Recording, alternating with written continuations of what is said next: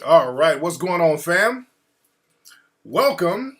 Let me get my light and everything together. All right.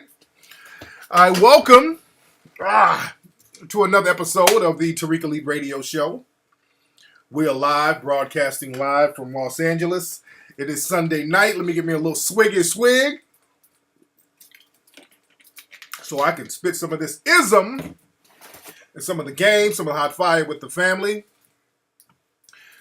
Let me see who's all up off in the chat room. We're heavy in the house tonight. We're here. A lot of good stuff we want to talk about. Shout out to all my LA people. I missed the Taste of Soul event yesterday. Man, I forgot that it was happening yesterday.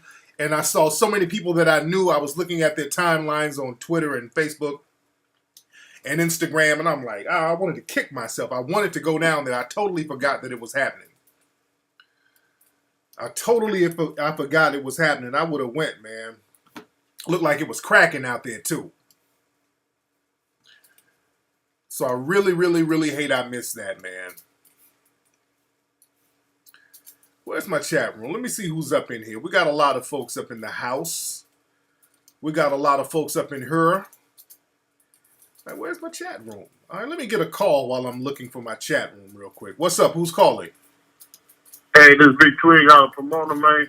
Hey, man, what's going on out there in Pomona, man? I was out in Pomona a couple of weeks ago. They had breezies on the track at like 11 o'clock in the morning. Y'all stomping down on the hizzles out there. Oh, man, yeah, you know how they do out here, man. Yeah. But no, I was just calling how you feel about, I know somebody probably already asked this question, but how you feel about the Pope going around America, giving his influence on America and stuff like that, and the John Boehner thing, you know? Well, it's like whatever. I don't know too much about what he's talking about with John Boehner, but, you know, it is what it is, man. You know, I need to know more details about that, so that's kind of random. So I'll look into that, brother. Thank you for the call. Yeah, I don't know too much about that. That's, you know, the Pope going around. I'm like, you know, what is the Pope going to stop white supremacy? I don't give a fuck about all that bullshit and having all these meetings and all that. I mean, what are people going to do about all these black folks getting legally lynched out here? That's my thing. These black people are getting slaughtered out here legally, state-sanctioned lynchings out here, and I'm trying to find out what's going on. Okay, hold on. I see some spamming. Oh, okay, I see some spamming. Okay, I'm going to ban a couple of folks here. Okay. Let me ban a couple of folks off rip, because we're not going to be on the dumb shit tonight. Not this early. Where's Ola? I need Ola to come in here and mod this shit. Yeah, I need Ola to come mod this so I can talk about some real game here. By the way, y'all get these RBG shirts at TariqElite.com. TariqElite.com, or you can get them at melanoidnation.org. Shout out to everybody who's a part of Melanoid Nation. Shout out to all the Melanoid Nation family. We always got the hot articles, and we're going to talk about some stuff that we got on Melanoid Nation tonight. This is why tonight we're going to go in depth about some of the Cosby accusers. We're going to go in depth about that. Yeah, Vocab, whatever his name is, yeah, I'm banning him too. I got him out of here too. Him and that Tommy's hairline bullshit. I got him out of here. All right. Yeah, I got him out. So, like I said, we're going to talk in depth about those accusers. Yeah, I heard about that. I heard about that story about the Nigerian brothers who made the thing. That's cool. Oh, yeah, the school I donated to is in your hometown. Well, you thank Melanoid Nation for that. Thank you for all the people who contribute to melanoidnation.org. We contribute. I met a sister down at the Million Man March. Beautiful sister. And she was a part of a school down in South Florida. And she was telling me about the school. And she emailed me, and I looked the school up. And, you know, the students look amazing. The kids are doing good work down there. They're, you know, and you know, on behalf of melanoidnation.org, we sent a check down there to them this weekend. And that's what we do at melanoidnation.org. We actually do what the hell we say we're going to do with the funding we get. And all of our funding is grassroots. We haven't gotten to, we don't get grants and all that. Now, I'm not saying we're not going to do it, but ever since Melanoid Nation has taken off as a nonprofit entity, we've just been, doing it.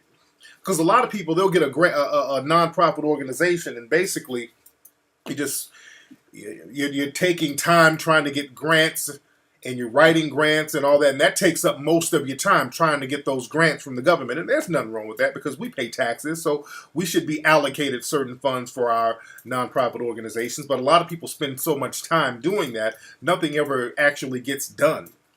But since we get, so many people are riding with the Melanoid Nation, man, we've donated thousands of dollars to different schools and businesses and organizations around the country.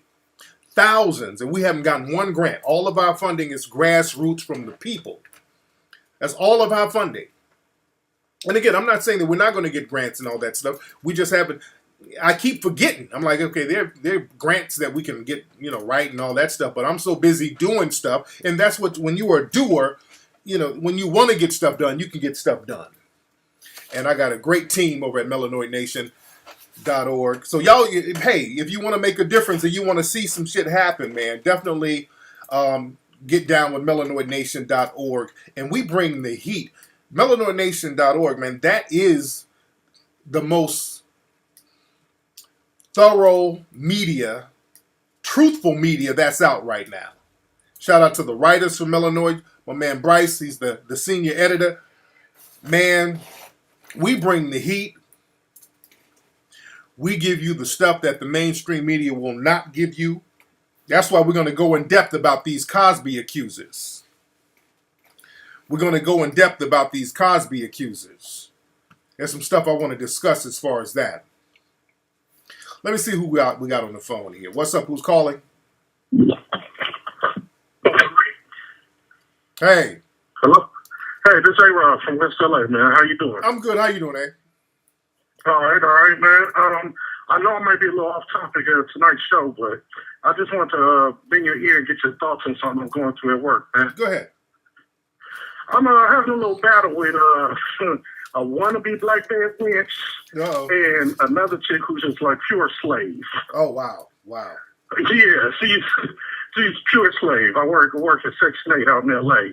Mm-hmm. And, the one chick, she got on through welfare to work program. So she was a, client who just made it through the door and just been working. Other chick, the one black man wench, she just wants some other shit. She just out there for a check, ain't trying to help nobody.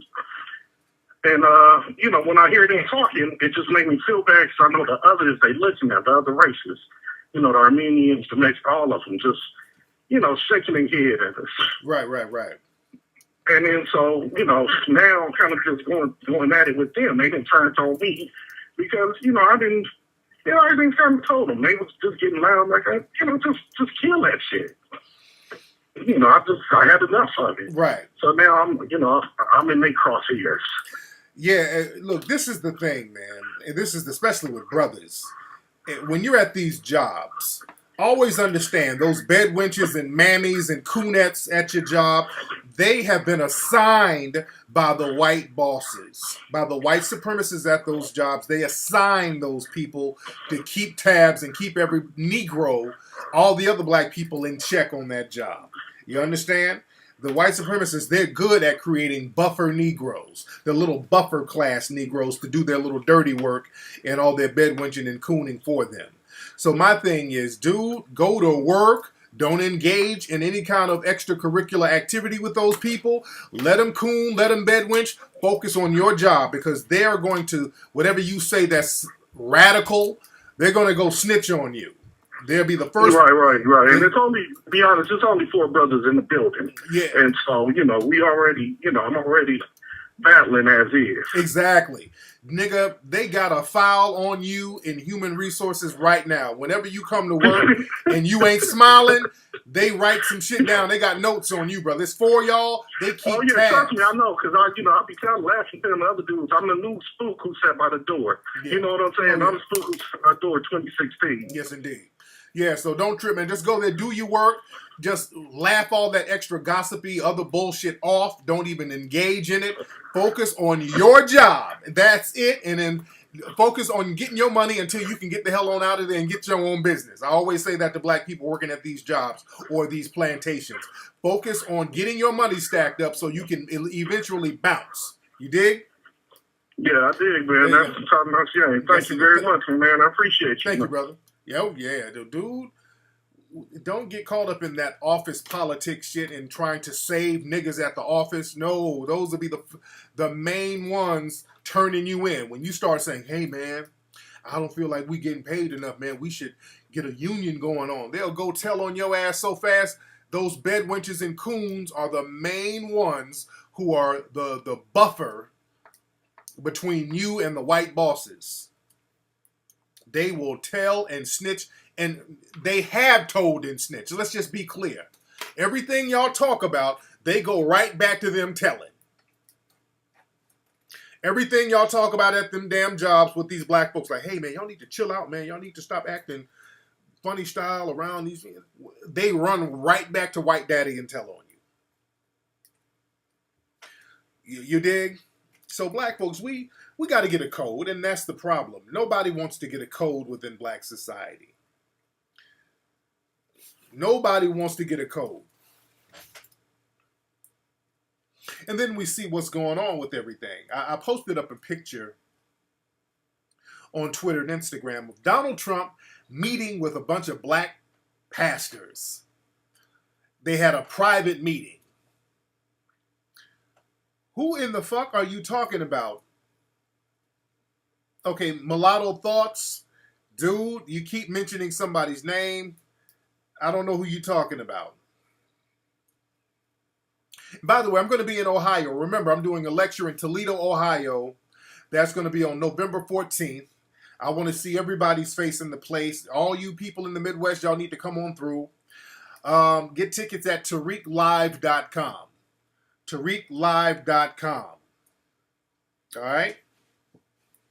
Shout out to everybody in the Bay, up in Oakland. Oh, yeah. I've seen her. She's down with Boyce. Shout out to brother Boyce Watkins. That's my brother, man. I love Boyce Watkins. But y'all have to understand, we were talking about this before. The white supremacist, they use every tool given to them as a way to maintain white supremacy. That's the thing that gives the white supremacists a leg up over everybody. Because what they do, they utilize everything they get. They utilize their job, their economy, the court system. You name everything that a white supremacist has a hold of, they will use that, no matter how minute it is, to maintain white supremacy. They'll utilize certain knowledge. Everything they'll get their hands on, they use it to maintain white supremacy. See, we're the opposite. We get shit and we just kind of play around and joke around and bullshit around, and we're the play around folks. We got to get off that. Even with apps, phone apps, the white supremacists are now using phone apps to maintain and refine white supremacy. They got so many apps out now. And I want y'all to feel me. Today's going to be deep. They got so many phone apps now that they're using to racially profile black people. See, when we get little social networking apps, what we do with it? We use it to turn up, take pictures of dicks and pussies and send them to each other. Take pictures of us at the club. You know, we fucking around with apps. The white supremacists are using that to circle their wagons and strengthen white supremacy. We use it to trick off. We use apps and all that to bullshit around. They are using these apps as snitching mechanisms. There was a brother who got his ass whooped up in D.C. A couple of days ago because somebody, I think they used one of them apps They called the cops on him because they said he looked suspicious. So the cops just came and whooped his ass. We're in Jim Crow 2.0. Jim Crow 2.0 is not coming. Jim Crow 2.0 is here. Look up, I want y'all to look up Sketch Factor. Look up Sketch Factor. We're doing homework tonight. Today is a lesson. We're doing a lesson today. There was an app. I think it's down now because of the controversy, but I want y'all to look up the name Sketch Factor. That's the name of the app, and then tell me the name of the person who created it. Somebody do that right now and then come back in the chat room. Sketch Factor is the name of the app. Look at the person who founded that, who created that app, and then put her name in the room. This is the lesson time right now. Y'all do that. But over in Oakland, they use one of these apps. They got an app that's very popular called Nextdoor. And as we know, Oakland is being gentrified, just like Brooklyn and New York. Harlem is gentrified. And I said in New York, when they start gentrifying people, and I said this on my Code of Conduct tour, I said this in July, and I hate to keep saying, well, I said this time, and but I got to say it. I said Allison McGuire. I'm going to tell y'all who she is in a minute. Y'all bear with me. I'm going to let y'all know who she is in a minute. This is another I told you so moment. Allison McGuire. Write that name down. Let me write down so I don't forget. Because I forget a lot of stuff. But I told you on my Code of Conduct tour, I said, look, y'all got all these hippies running around Brooklyn and Harlem and all that. They're hippies and they'll smoke and drink and party with you. But wait until these hippies start having kids. These hippies, they're totally different when they have kids. When they have kids, y'all asses are going to be the fuck up out of there because they ain't sending their kids to them black schools. And sure enough, recently, over in Brooklyn, they're trying to rezone the area. They're trying to rezone the area. Got it? Because they're trying to take all the funding and the taxes and all that and create a whole different district and deplete the funding for some of those black schools. They're doing that right now in New York. Now let's go to Oakland, up in the Bay, because this is all over. In Oakland, it's being gentrified. All those techies are coming in there. The minute they come in there, they're using these apps to snitch on all the black folks they can find. They're getting y'all asses up out of the Bay, out of Oakland. They're trying to get brothers and sisters up out of these neighborhoods in the town. They're so devious. These white supremacists actually called the police and snitched on a church for singing too loud. There's a church in Oakland that's been there for I don't know how long. The church has now been fined. The church is starting to get fines for noise ordinances, for noise nuisances, for singing too loud. If you think I'm bullshitting, look that up. If you think I'm bullshitting, where are my people from the town? Where are my people from the town? They know I'm telling the truth. Those areas that's being gentrified, and these white supremacists are going in these black areas, they're like, hey, these churches, these Negroes are singing too loud. So now these churches are getting fined for noise ordinances, for being a nuisance. So what they're going to do, they're going to start taxing and fining these churches, and then they're going to bankrupt them, basically. So they're trying to get you to move out. When they start economically harassing you, that's what they're trying to do. They were trying to do that to my brother's restaurant up in Chicago. There's a brother up there. I can't think of the brother's name because he's been hitting me up. He has a very upscale restaurant in a white area, and they keep giving this dude noise ordinances certificates. They keep fining him for different stuff. Fining him for parking, fining him for all types of there was a roach outside, they fined him for that. So they keep attacking the dude financially to get him to move. They didn't spray painted nigga on his damn front of his business. So we're in Jim Crow 2.0. Boyce probably did, because Dr. Boyce is in Chicago. But yeah, when you see these white supremacists, they're so devious. See, y'all thought the church was a safe place to go hide out. Nah. Because that's what a lot of black people do. You hide out from white supremacy in the church. That ain't happening no more.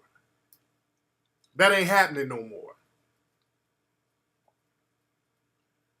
You dig? They're attacking the churches now. But check this out. That lady, Allison McGuire, who created that app, Sketch Factor, that racist app that I think they had to take it down now because so many people were complaining it was racist, and they did the, we didn't know. We didn't know. We didn't know that it was going to have a racial effect. We didn't know. Now, the one of the people who created that app is Allison McGuire. Now, why do I keep mentioning her name? Why do I keep mentioning Allison McGuire's name? Because I want y'all to look something up about her. Allison McGuire, a few years ago, she was one of those people that was promoting that street harassment shit. Allison McGuire, she was promoting that whole street harassment thing. If you go look at her Twitter, see, we do the research at melanoidnation.org. See, we're researchers over here. We get the work done. She was one of those, she's a white feminist who was one of the main people promoting that street harassment shit that I was warning people about for years. I told y'all these people were going to start coming up with ways to get black folks targeted by law enforcement even more. I kept telling people that. So she's hooked up. Go to her Twitter and look back to like 2012 or 2013, all that stuff. She was with an organization that was partnered with that Holla Back. See, a lot of these names throw people off. They don't know how to follow these names. I'm a researcher. I follow those names. I follow those names, baby. So she was down with that Holla Back organization. Her organization that she's down with, they give funding to different little groups and stuff. So she was down with that whole Holla Back street harassment thing. I told people since 2013 that they were going to start coming up with ways to target black folks. And sure enough, they did. Now they want to act like they didn't know it was racial. If I knew, they knew. I am not a damn psychic. If I've been saying it since 2013, then it's 2015 and they're doing some racial shit, it ain't like I'm a psychic. I just saw what they were doing.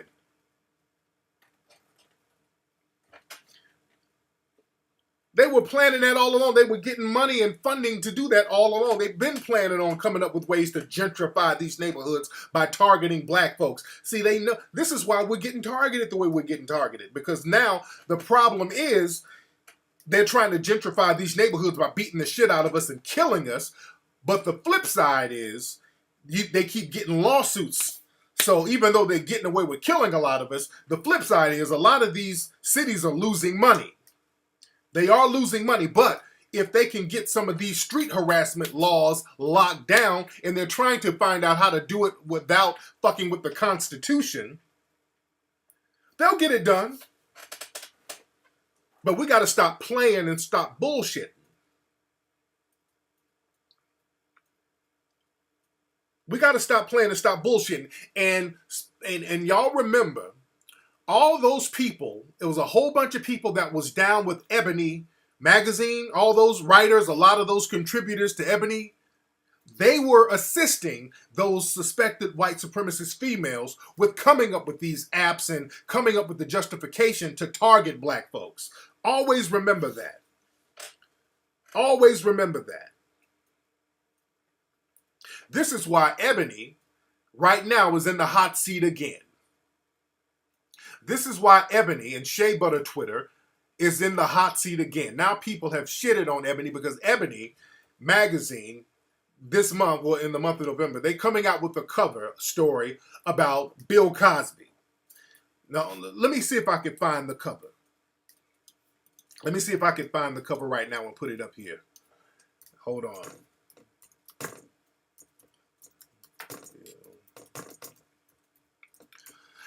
Let me see if I can put that up here right now. Hold on one second. Okay, now my shit is active. Fun. Let me get a call while I do this. All right, what's going on? Who's calling? Hey, Tariq, this is Don calling from Little Rock. I called you about a month ago. But what's going on with you? I'm good, man. What's on your mind, fam? Well, quick question. It's a little off topic, but I understand where you're going because if you hang up on me, I get it.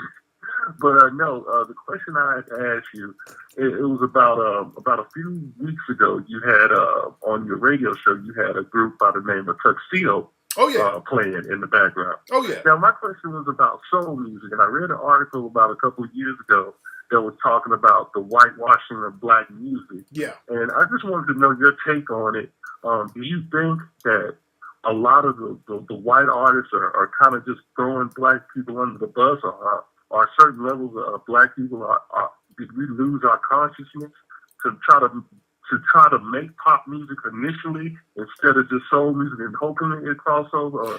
Or I mean, what is your take on it? And that's pretty much it. I just wanted to ask that. Okay. Yeah, okay, I'll touch on that now. Thank you, brother. My man made a good point. He's like, well, there's a lot of white artists doing soul music. Like I said, Tuxedo's a white group, and they got the best R&B album that I've heard in about 10 years. Tuxedo's album, hell, probably longer than that. But that Tuxedo album, that shit is the tightest fucking R&B album I've heard in about 10 years, probably 15 years. That album is a beast, man. Because they made a funk album. They made a funk album all the way through. And I get it. Look, I get it. We're in a system of white supremacy. So I got to look at it from that perspective. I always have to put it in the perspective of white supremacy.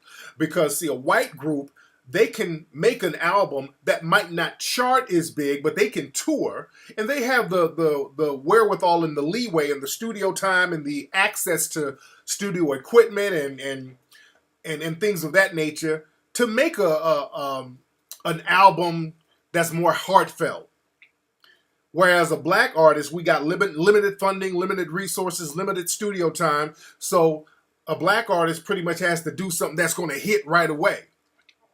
You dig? Because we don't have Bilal. I like Bilal. Bilal's album ain't got shit on Tuxedos though. Bilal's album ain't got shit on Tuxedo's album. But a lot of black artists, they want to come out and hit right away because, again, you got to depend on mainstream radio for the most part because there is no black radio no more. You used to can make an R&B song and you could take it down to the black radio station. If it rocked, it rocked. But now you got, basically most of the so-called black radio stations are owned by white corporations like iHeartMedia, things of that nature. So, I'm gonna support what's good now. So you say he said you'd rather support Tyrese, but no, if somebody has some hot ass shit, I'm fucking with the hot shit. No, I'm not. If you make something hot and you got the black artists over here making some poppy pop shit, because there's a lot. Let me just keep it real. Not just R&B, because if you look at like funk and soul, that's coming from the white artists now. Like Justin Timberlake, and I'm not a big fan of Justin Timberlake, but he got like black producers. His album is funky as hell. Robin Thicke had a funky ass song. The black artists are singing like little poppy pop shit. And even the rap artists. Let's look at the rap artists. And my man David Banner said this. I heard a couple of white dudes, rappers, flowing. If you listen to a lot of the white rappers got lyrics now. White rappers, it's not that corny, Vanilla Ice. It's not that, no. A lot of the white rappers out here are representing lyrically. And David Banner said, hey, look, we got a lot of white dudes out here with the lyrics and black rappers out here mumbling. Let's just be very clear. You got some white dudes out here who's spitting. And black rappers, what's black rappers talking about? If we're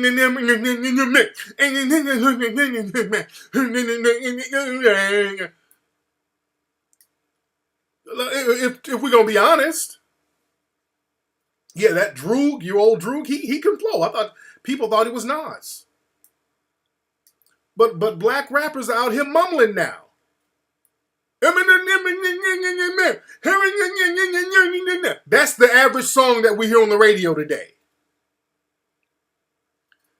That's what we hear coming from brothers on the radio, man, if we want to be truthful.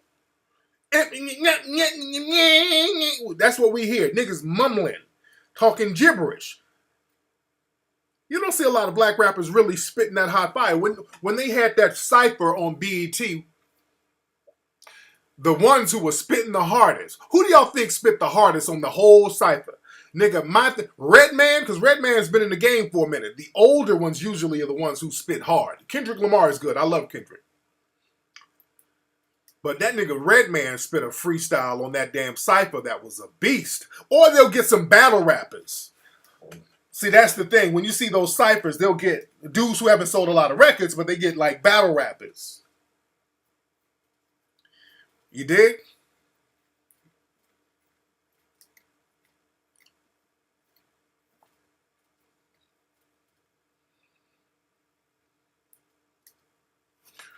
Yeah. Now, Redman, he spazzed out with what he was spitting. Redman killed that shit. He was the best in the whole cypher. That I think Redman killed that shit.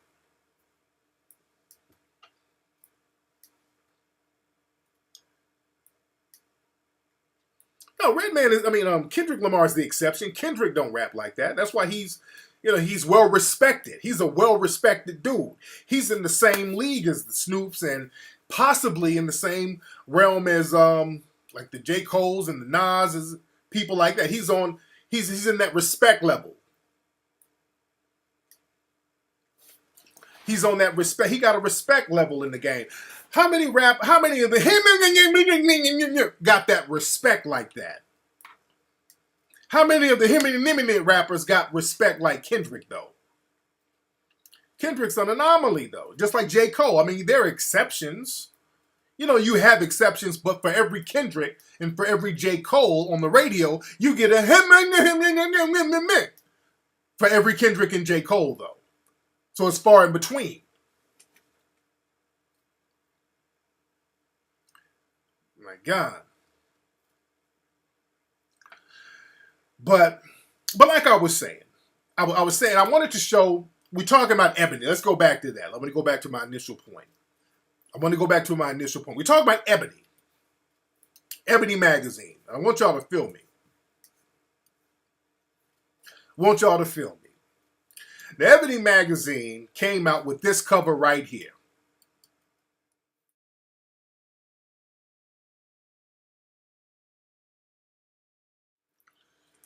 They came out with that cover right there. Got it? And a lot of people were outraged, and rightfully so. Because they're talking about the covers like family issues. And what they're doing, they're tying the Cliff Huxtable character and the Cliff Huxtable Cosby family into this rape scandal. And a lot of people are upset by this cover, and they should, because it was a dirtbag move to tie in all those other people who are actors to this rape case. That was a despicable move from Ebony magazine. But Ebony magazine, the people that's been involved with Ebony, they ain't got no morals. They've been showed you that they have no integrity. I've been telling y'all about these Ebony people for the longest, for really the last few years. Look, the people before these new folks that came in, these Coonettes and all that, these people are totally different from the original people. You say Mark Lamont Hill is hustling. Hey, I'm a little side-eyeing Mark Lamont Hill, by the way, too. I kind of rock with him for a minute. I'm kind of side-eyeing him right now. So the verdict is kind of, the verdict is out right now on Mark Lamont Hill. Because somebody asked me a while back, what did I think about Mark Lamont Hill? Because some people felt a little funny style about him. And I'm like, he's cool from what I know, but just kind of peeping dude out a little bit. My man, I'm side-eyeing a dude a little bit. He did some shit that was questionable ever since they had a picture of me on his show, and he act like he didn't know what the fucking what happened. He did that I didn't know shit. They had a picture of me, and they had a couple of those Coonettes talking about Hotep Twitter and respectability politics, some shit they were talking about. And they had on his show, there was a picture of me in the background. And he was like, oh, it was the producers. I didn't know, that type of shit.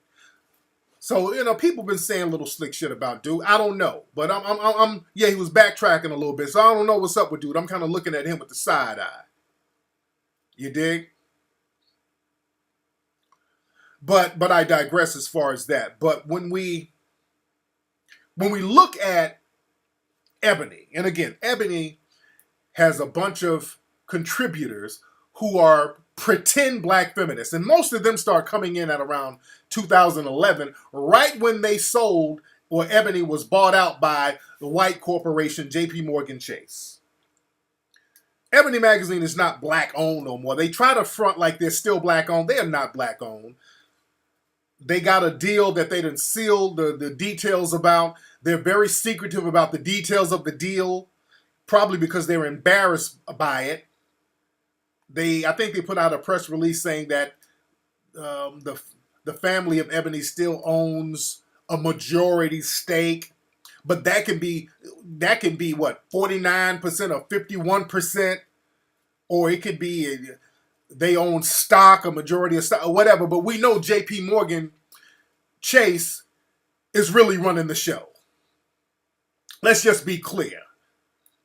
JP Morgan Chase is not partnered with no damn Ebony, all right? JP Morgan Chase ain't partnered with Ebony. They don't partner with little Negro publishers like that. They are not your partner. They do acquisitions. They acquire businesses and take them shits over. So let's stop with that. We co-own bullshit. They own that shit. They run that shit. That's why the whole vibe of that magazine has changed. You said, why would JP Morgan buy Ebony? Do because now you can control more black media, just like BET. Why would they buy BET? To get the black consumer, to get the dollars from the black consumer, and now they can tell you what to say, what to think. Now they can use propaganda. So what they do with Ebony, especially those writers, they've become the minions for white supremacy. Do you know many of those contributors, and I'm calling them contributors because a lot of them contribute stories to ebony.com and all that stuff, but many of those contributors from Ebony, some of those have been the main people talking down on the Hidden Color series. Some of these are the main people. They've written negative articles and tweets about me, dozens of those contributors from Ebony for years. That's why I've been telling people about how janky they are. But the most disturbing thing about them is how so many of the contributors from Ebony, those writers, will partner up with those white supremacist females who are trying to criminalize more black people. These people who are at Ebony now can give less than a shit about what happens in black society, and that's by design. When the white supremacists take over, all of a sudden you see a rise of cooning and bedwenching. The cooning and bedwenching comes out of nowhere. You dig? So what happens is that Ebony now has become the shaming committee, the Negro shaming committee for white supremacy, or the mouthpiece, minions of white supremacy, the little watchdogs for white supremacy. So now this cover comes out where they're talking about Cosby and throwing him under the bus, and not only him, but just the whole cast of that show. That's such a dirtbag move to put the cast of that show on a cover and tie them into that rape case, those rape cases, which I'm going to break them down in a minute. I'm going to break them shits down in a way that ain't never been broke down before, so y'all want to get your pens and paper on this one. We have to understand, do you understand that these actors, Malcolm Jamal Warner, Tempest Bledsoe, these are still working actors. You know, it's difficult enough out here for black people in Hollywood, but to have your image associated directly with such a devious scandal like this, that could hurt these people as far as their careers. Not just them, but it can hurt the show in further syndication, the whole shebang. But that's bad for Malcolm Jamal Warner. I know he's feeling fucked up about it. They're tying him into this. Like, fuck, I'm just an actor. The fuck am I in this for? I'm an actor. That's Felicia Rashad on it. She's just an actor. And so with Ebony Jive Ass, Ebony, their whole thing, well, it's just the cover. You got to read the story because there's more to the story. But the thing is, a bell can't be unrung. The cover is fucked up in itself. Don't tell me that, well, the story itself it ain't that bad because Goldie Taylor wrote it. Goldie, I allegedly got kids by a white man, Taylor, who I've had problems with her too. She said little slick shit about me too. There's that little bedwench vibe that's going on there too.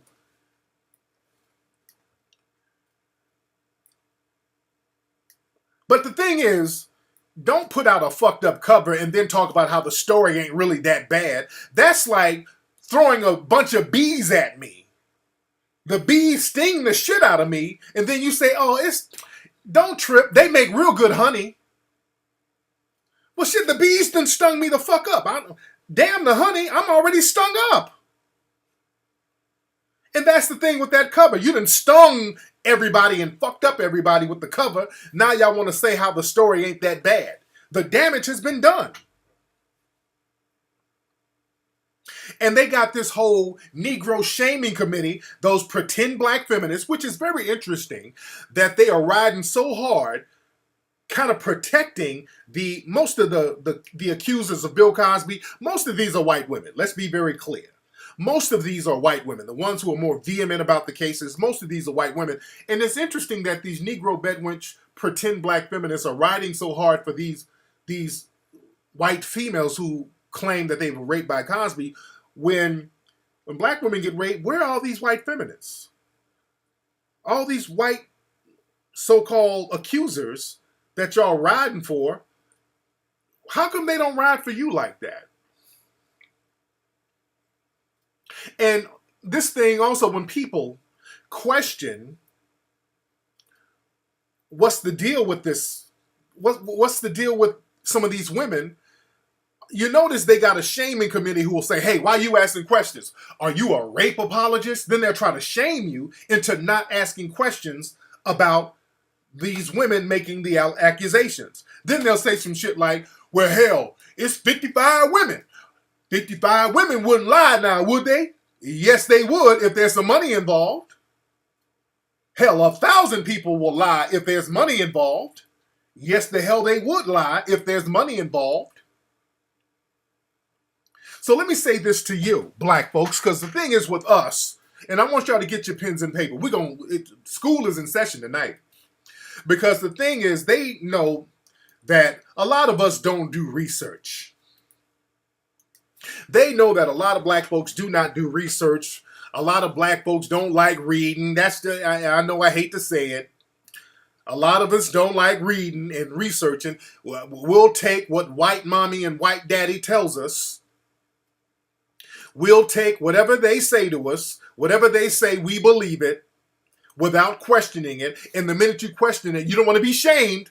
If you say, hey, man, some of these stories don't sound right. Oh, man. Oh, are you a rape apologist? Oh, man, what about the victims? Are you victim shaming? Oh, man, you can't blame the victims now. But hold up. Because whenever black folks get killed and harmed, they immediately go into the victim's background. Without question, without exceptions. Whenever a black person is harmed or killed, they immediately go into their background. When Trayvon Martin was killed, they were talking about, well, he had a screwdriver in his locker. He got bad grades. What the fuck does that have to do with that boy getting killed? When Renisha McBride got shot in the head by that white dude, well, she might have been drinking. Well, she has been known to drink. They do that to us all the time. They go into our background. Somebody get killed. Well, he was on Facebook throwing up gang signs, and he did get a detention 2 years ago. When Walter Scott got shot in the back, in South Carolina by a cop. He got shot in the back. The news was up here talking about, well, he did owe child support. The fuck does that have to do with him getting shot in the back? Sandra Bland, our sister Sandra Bland, mysteriously dead out there in Texas in jail. She ended up dead. They're talking about, well, she did smoke weed. Well, she did have some traffic tickets 10 years earlier. They immediately go into the victim's background, pulling up all types of little bitty shit. Pulling up traffic tickets, child support cases. If you got a screwdriver in your locker, if you threw up your gang sign on Facebook, they go into everything. But when you talk about these Cosby accusers, do you notice you never hear shit about their background on mainstream media? You don't hear nothing about these women's backgrounds. Not one thing. You don't hear nothing about these women's background. You don't hear nothing. We just hear they were victims of Bill Cosby. They got raped 40, 50, 30 years ago, and they all got the courage to come on out right now and speak on it, applaud their bravery. That's the media's narrative. Eric Garner, again, the list goes on. The list goes on. But let me tell y'all what they're not telling you about some of these accusers. We're in here heavy tonight. This is why melanoidnation.org. Go to melanoidnation.org because we got this in black and white. We got it in black and white. I'm going to read. We're going right to the facts right now. Let's deal with facts. There's an article, and y'all need to hit that donate button, by the way, too, because this is how hard we go. This is some shit that y'all are not getting. This is some stuff that you're not getting about these Cosby accusers. And let me say this.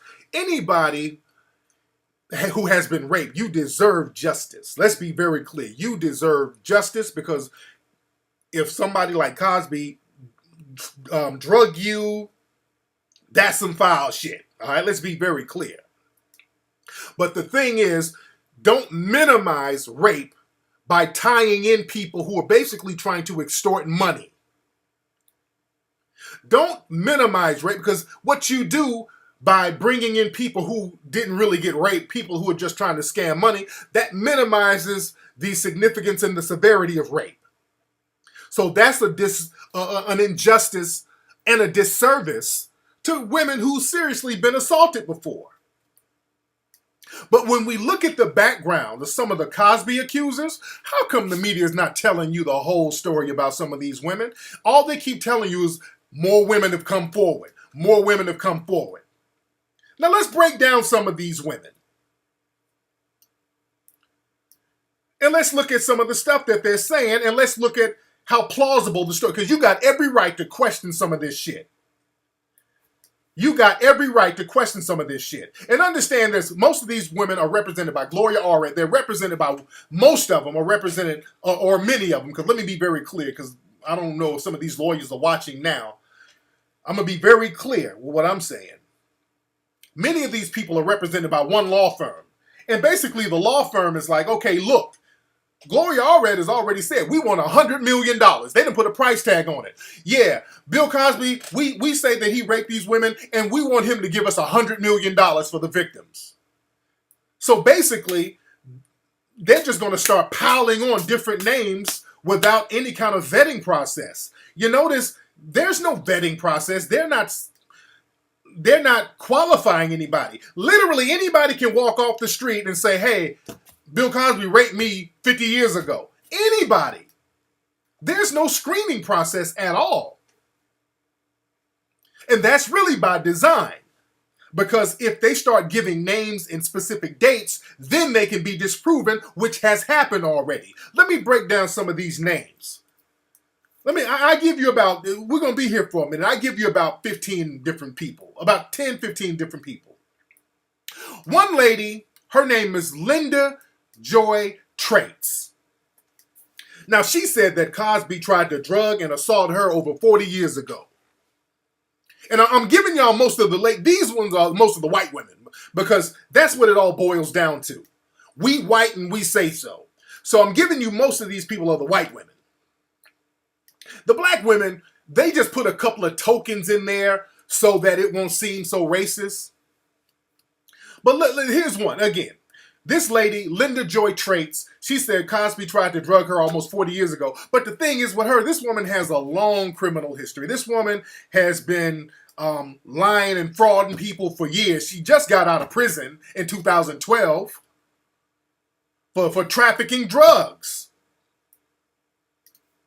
This woman has been involved in ID fraud, battery, theft.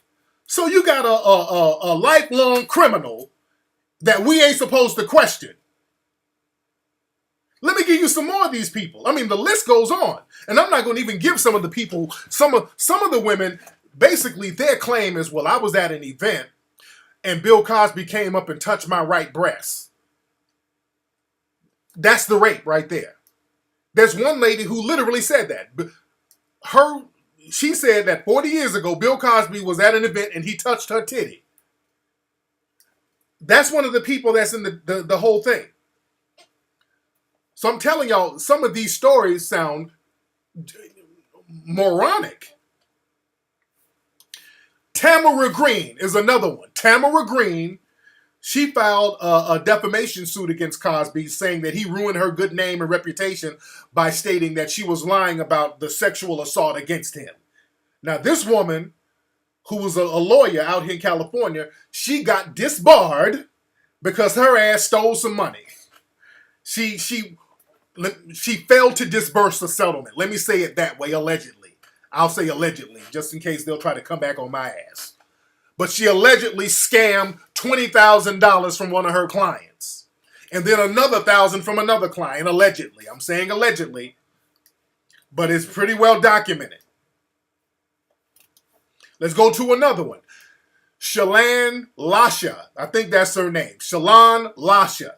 Now, this is another woman who claimed that Cosby assaulted her sexually in 1986. She's represented by Gloria Allred. She was one of the ones just crying her eyes out. Now, this woman has a long-ass rap sheet. She's been arrested for false reporting, prostitution, drugs, assault, trespassing, battery, having a weapon. She was just arrested in 2014. This woman has been arrested all in different states. So they leave that out. This is another lifelong criminal. Allegedly. Here's another one. Chloe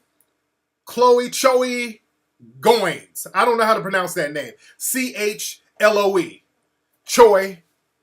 Chloe. I think that's how you pronounce it. Chloe Goins.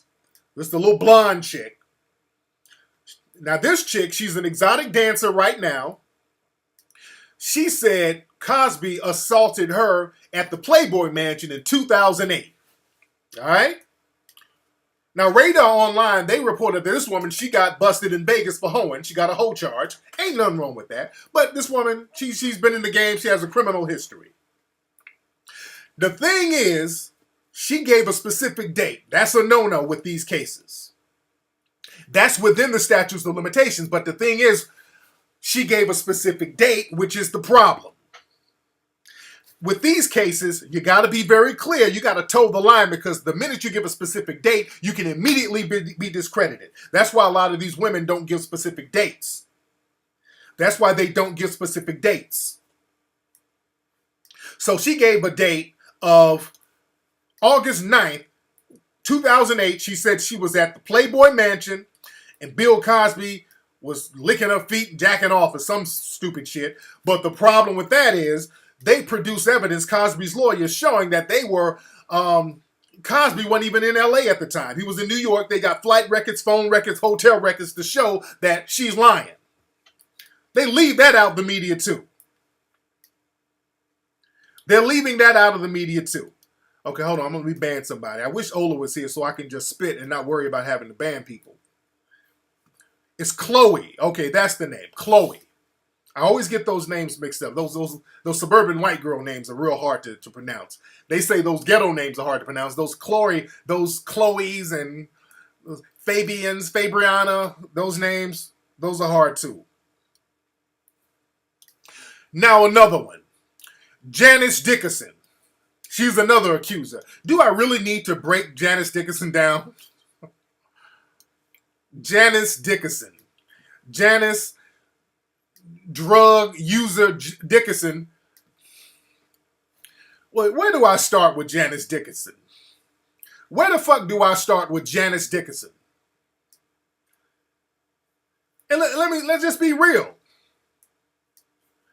Janice Dickinson has been on the pipe for years, saying crazy shit for years. Janice Dickinson has been lying for years.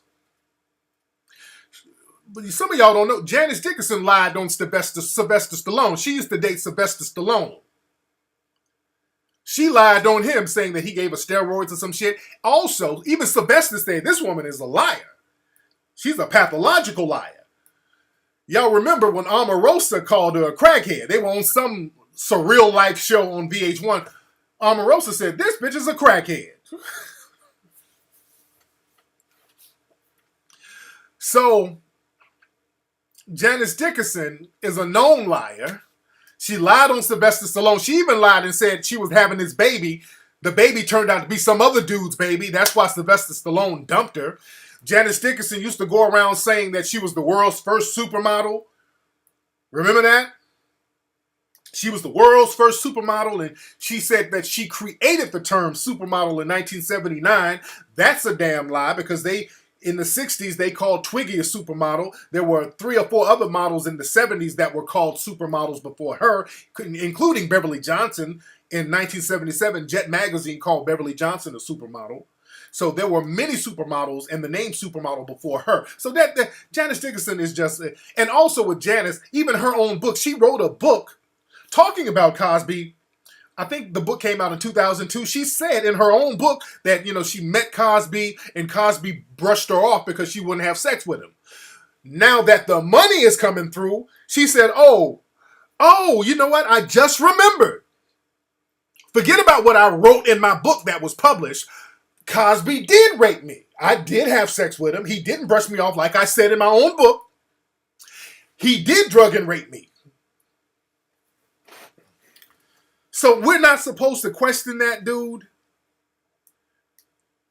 And this whole thing where they said, well, ooh, Bill Cosby, I was scared to come forward because he was so powerful.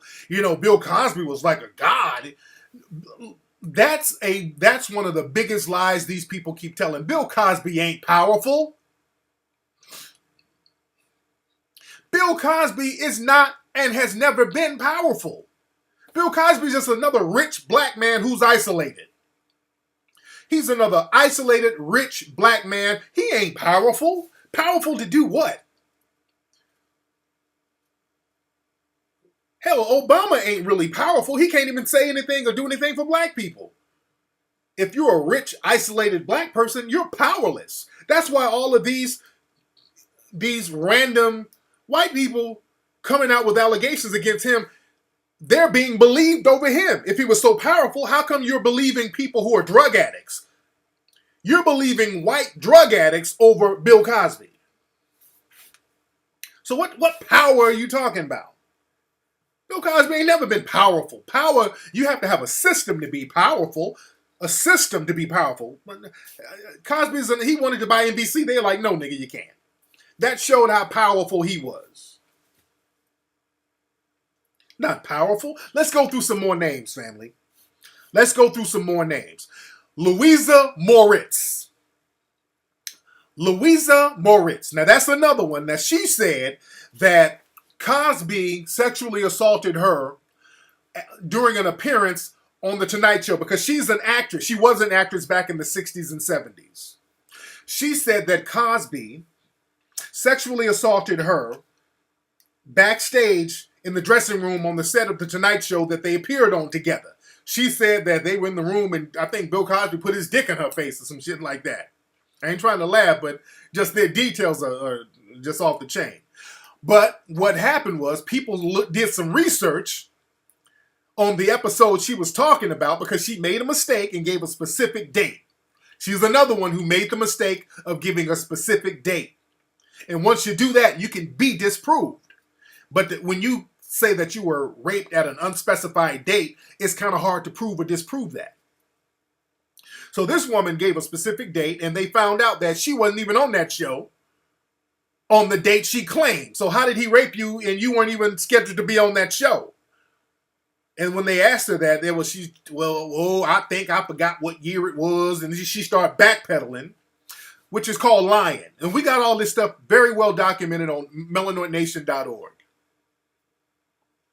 Let's go to another one. Another lady, her name is PJ Maston. PJ Maston. Okay, we got a troll in the room. I'm trying to spit. That's the thing. We're trying to talk some real talk here. And we got people in the room playing. Where's Ola? I need somebody to mod this thing. Where's Ola? But Heathen, let me ban you myself. Heathen, hold on. Heathen, what are you doing? But he did, okay. You say you don't believe he raped all these women, but he did something. Okay, well, I'm just giving you the facts, bro. I'm just giving you some facts. Because my thing is this, if you got a bunch of shady-ass people like this making claims, and these are the people that you're bringing in, I'm questioning all of it. I'm just going to question all of it. Now, this other lady, PJ Maston. Now, this woman claims she was sexually assaulted by Bill Cosby in 1979, working as a Playboy bunny at the Playboy Club in Chicago. Now, the thing about this person, PJ Maston, this is not the first time she made a claim against a celebrity about sexual assault. This woman claimed that, Marv Alpert sexually assaulted her too after another woman did. There was a woman who came out named Vanessa Perhat who said that Marv Alpert had on some women's drawers and he bit her in the back or some shit. So that was a big case in the mid-90s. So this woman saw that, allegedly, and then she said, well, shit, he raped me too and bit me on the back too. And had Gloria Allred represent her. Now, I don't think she got anything, and even Marv Alpert was like, I don't even know who this woman is. She's full of shit. So now 20 years later, another case, people coming out talking about Cosby, the same woman comes out saying, okay, well, the same shit happened to me, and who's she represented by? Gloria Allred. That's too much of a damn coincidence. That's too much of a coincidence. So is this woman a professional victim? How come all the celebrities are who rape people and target people happen to just target her too? So now you got to question that. Let's go to another one. Another lady, her name is Sean Brown. Her name used to be Sean Upshaw. Now, this one is very interesting because this accuser, Bill Cosby, in the late 90s or the mid-90s, he actually admitted and acknowledged that he had a relationship with this woman back in the 70s. Sean Brown, if y'all remember, and this is heavy, she had a daughter named Autumn Jackson. Okay? Autumn Jackson, if you remember, if you're old enough, Autumn Jackson went to prison for trying to extort money out of Bill Cosby. Autumn Jackson tried to get $40 million out of Bill Cosby by saying that she was his daughter and all this old stuff. She was his love child. Well, Autumn Jackson's mother is one of the accusers today. Now, this is the thing. Sean Brown, the mother, now, back in the 90s, she admitted to having a sexual affair and sexual relationship for a long time with Cosby, but she didn't mention anything about being drugged or raped. She admitted to having a consensual relationship. But now, in 2005, after other people started to go public with the drugging story, because that's when the story first came out in 2005, all of a sudden, this Sean Brown, like, whoops, you know what? I just remembered. I was drugged too. I know we had a consensual relationship, but he did drug me too. Okay? Now, we ain't supposed to question that? So now this woman, Sean Brown, Her family members are already trying to extort Cosby. Her family members have already gone to jail for extortion. So now she pops up 20 years later talking about, well, the extortion thing don't work, but let's see if this whole rape thing will work. So hold on, give me some crocodile tears. Come on, dude. We ain't supposed to question this shit. There's more. There's another lady named Joan Tarshish. Joan Tarshish. Now, this is another one of these Cosby accusers, because there's several of them that said they were raped and then they went back and got re-raped. This one said in the 1960s that Cosby drugged her and then made her perform oral sex.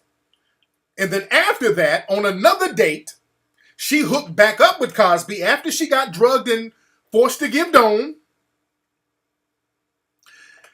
They went to the Westbury Music Festival in the fall of 1969. So she went there with him, and then afterwards, he drugged her and raped her again. All right?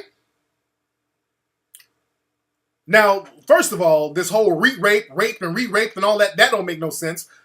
Second of all, somebody did some research, and I got the links. I got a whole bunch of links on this story, by the way. Cosby didn't perform at that Westbury event in the fall of 1969.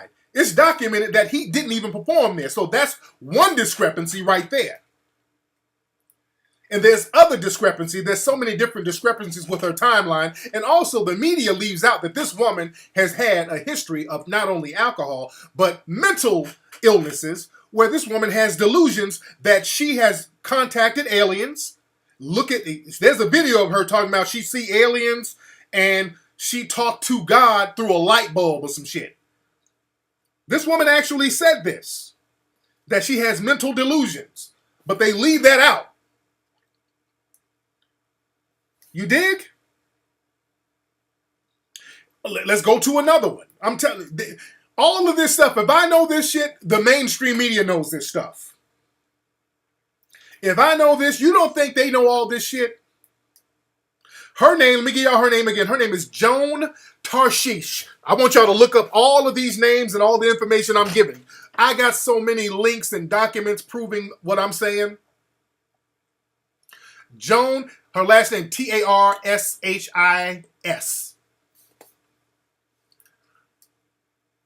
Another lady, Barbara Bowman. Barbara Bowman, she claimed that Cosby, again, he drugged her not once, but on multiple occasions over the course of many years. She's another one who was raped, then she went back and got re-raped, and then went back and got re-raped again. On multiple occasions, Barbara Bowman, she said that Cosby would pay for her to get on planes and fly her around the country where he would rape her over and over again. Okay?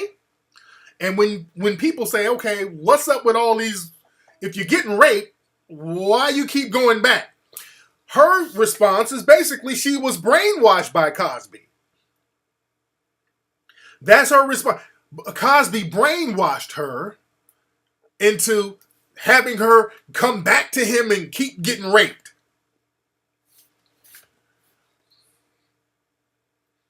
So really, the re-raping thing, we can't question that. We got to get shamed if we question the validity in that. That don't make no logical sense. That's that whole Patty Hearst excuse, by the way. I always talk about the Patty Hearst excuse. Y'all remember there was a lady named Patty Hearst in the 70s who hooked up with this like black guerrilla military organization, and they were robbing banks, and when they caught them, she was like, oh, those niggas brainwashed me. I didn't know. I was brainwashed. They brainwashed me. That's what they use on the PIs out there. They say, oh, they brainwashed the women into doing stuff. There's another one. Let's go down the list. Therese Serignice. Her name is Therese Serignice. I think that's how you pronounce her name. Serigen. No, hold on. I'm spelling this shit wrong. Therese, Serignese. Theringnese. Now, this is another one. She said that Cosby drugged and raped her in 1977, but despite being allegedly raped, she admitted to committing or continuing a sexual relationship with Cosby years and years after the rape. So she was another one who kept going back for the rapes. She got raped, and she kept going back for the rapes. Not just once, not just twice, but for years, she kept going back. He drugged me and raped me, but let me go back to him. Hopefully he don't drug me and rape me again. Damn it, he did it again. I'm going to go back one more time. Hopefully he don't drug me and rape me again. Fuck. He drugged me and raped me again. Let me go back again. That don't make sense, man. It's okay for you to question that.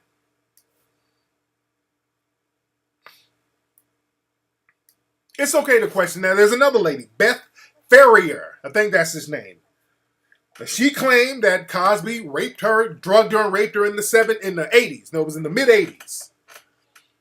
But she also claimed that she was in a consensual relationship with Cosby. But after the relationship broke off, she then said he drugged and raped her after they broke up. And then after he drugged her and raped her after they broke up, she went back to see him again. Okay. That's another one who's on.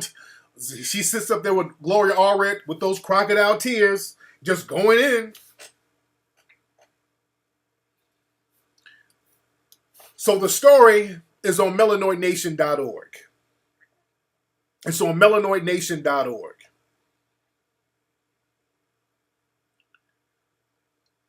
But the thing is, you're not wrong for questioning any of that. You're not wrong for questioning some of that shit that these women are saying because some of it don't make sense. Some of it doesn't add up. There's nothing wrong with questioning that because you want justice. You don't want to make a mockery out of the legal system, allowing people to go in here and use the accusation of rape, which is a serious thing for people who have been raped before. You don't use that to go into court to scam money. Use something as traumatic as rape to get your little dollars up.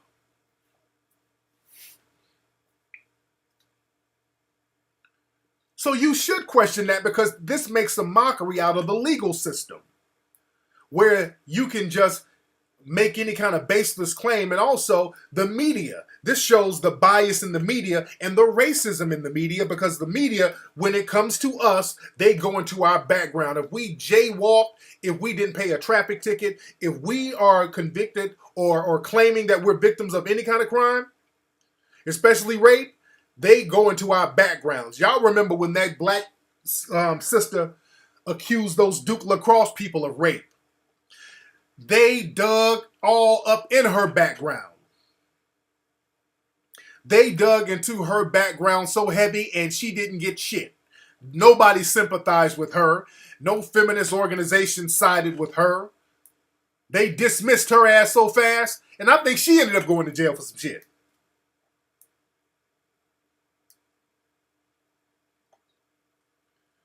So the thing is, it's all about we white and we say so. It's that type of logic. It all boils down to we the white supremacists and we say so. That's why it's true. It's true because we say so. And if you Negroes got something to say about it, we're going to put our shaming committee on you. That's going to make you a rape accuser. A rape, I can't think of the word. Rape apologist, I'm sorry. Just like with Whoopi Goldberg, they tried to pull that rape apologist shit on Whoopi Goldberg. When Whoopi was like, hey, I got some questions. Oh, Whoopi Goldberg's a rape apologist. Even when Don Lemonade said something to that Joan Tarshish, when Don Lemon said something to her, I think Don was like, when she was talking about, she got on CNN talking about she was forced, he made her give oral sex and all that. And I think even Don Lemon, because Don Lemon said, wait a minute, I know a thing or two about sucking a dick. Wait a minute. Couldn't you just have bitten him or something like that? And I think he got in trouble for saying that. I think Don Lemon, he got in trouble. Like, couldn't you have bitten him or something to get him off you? Then they were like, oh, Don, oh, don't you victim blame. Don Lemon, don't you victim blame. Because that confused Don Lemon. He's like, wait, Don Lemon say, wait a minute, when I'm sucking a dick, if I don't want to suck this dick, I just bite him. Because Don knows a thing or two about a dick in his mouth. No disrespect. No disrespect at all. No disrespect at all.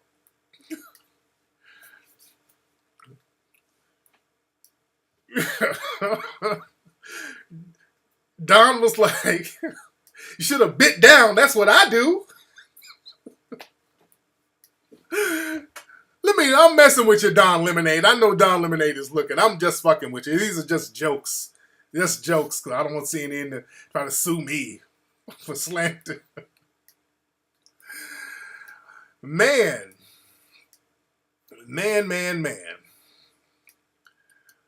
My Lord. All right.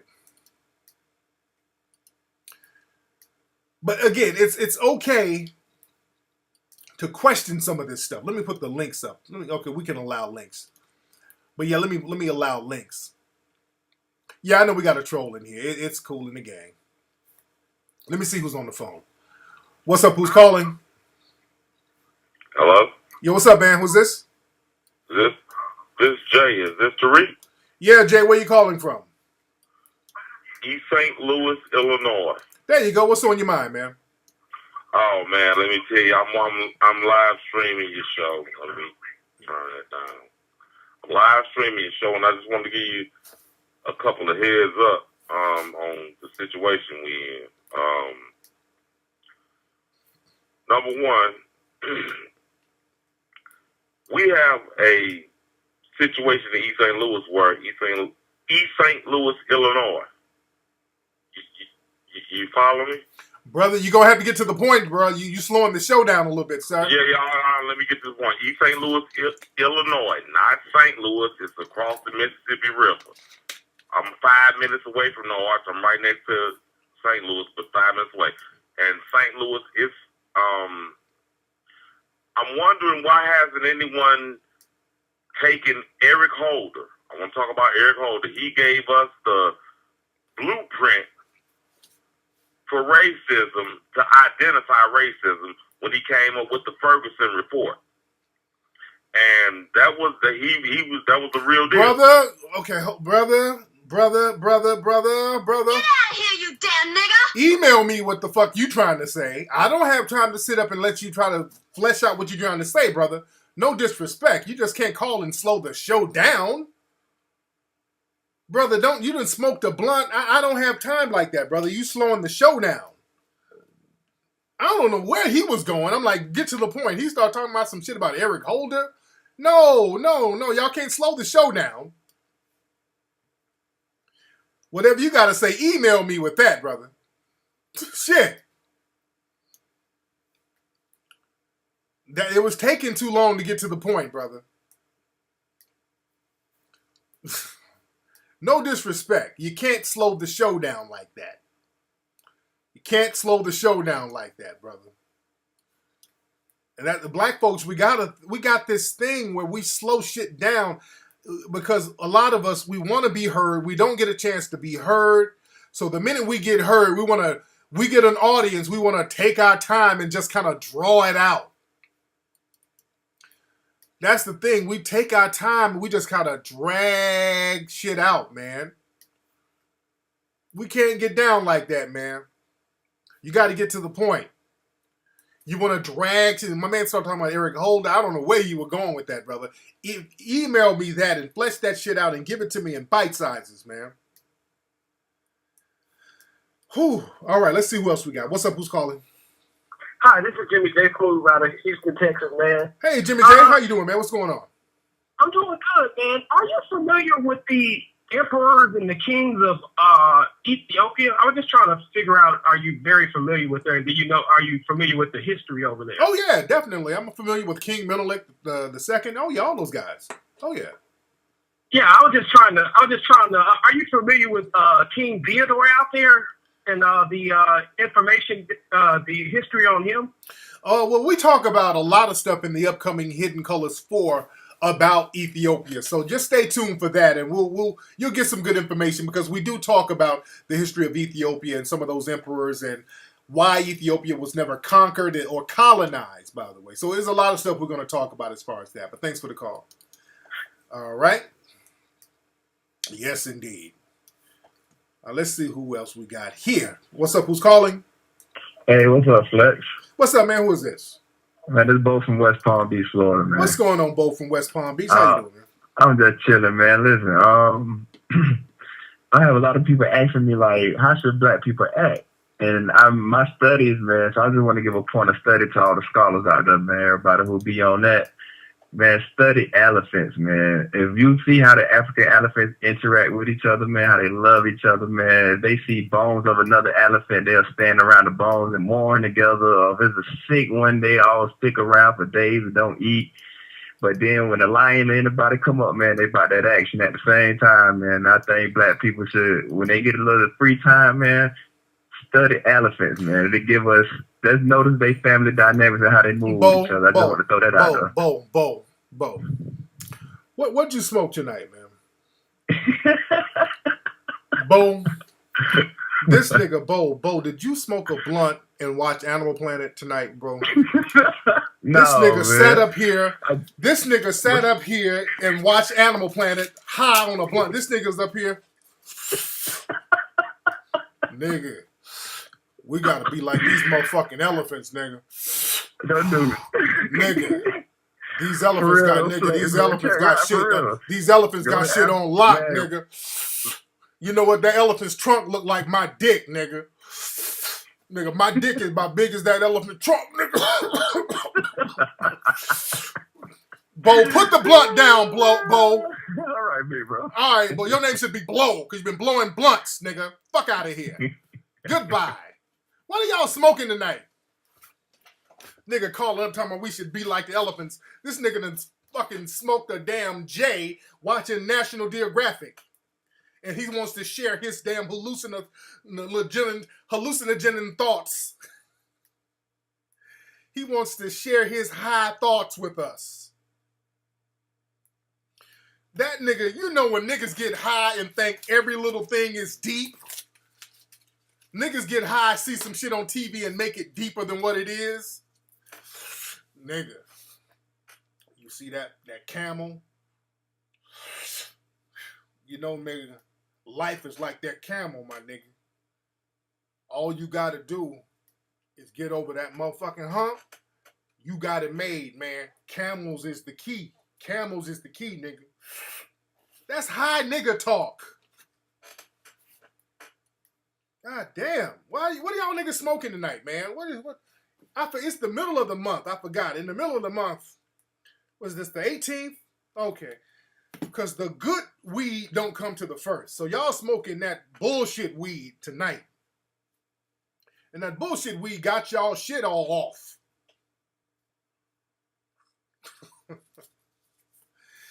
Nigga.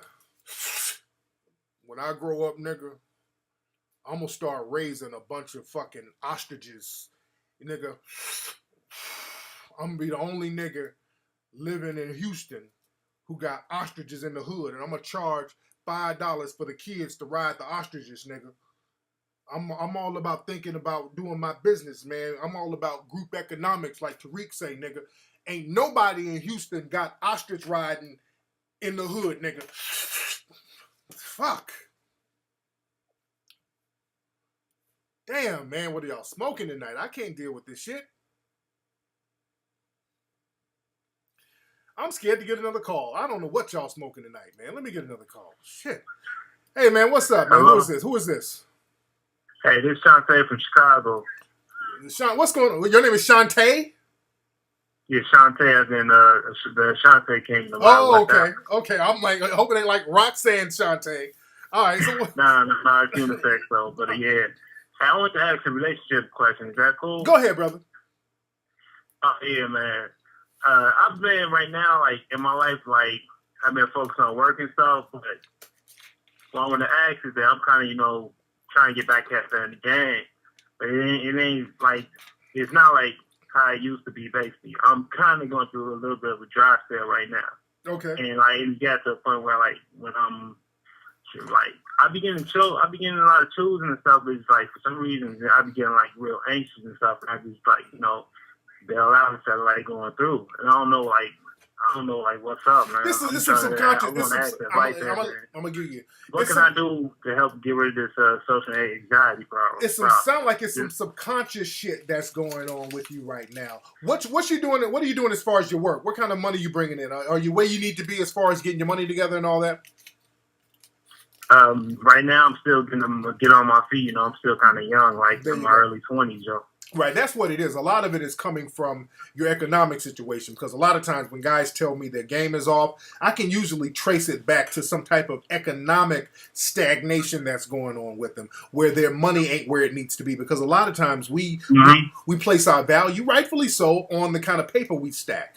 So in the back of our mind, even if we're not thinking about it consciously, in the back of your mind, you're like, okay, my money ain't right, so how's this female going to react to me if she finds out that my money ain't right, even if I do get my foot in the door with her? So a lot of that has something to do with it. Yeah. Let me see. So when you start getting your money together, stacking your money, that's going to create a certain level of confidence and comfort so you don't have that in the back of your mind nipping away at your game. So focus on getting your money right, and then you'll be straight. All right, thanks for the call. Bro, peace. All right, all right, Shantae. Your name is Shantae, so you might have to kind of switch your name or get you a nickname, brother.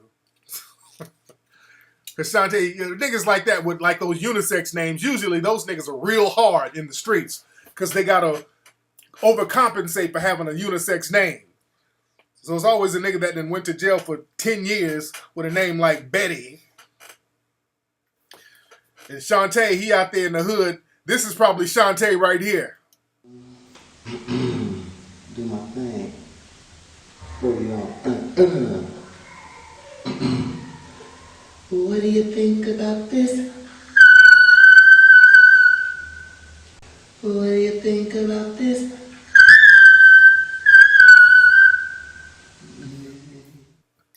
So that nigga might be in the housing project stairwell hitting high notes. You dig? All right, but look, yo. Let me get up out of here, man. I got things to do. I got to get it cracking.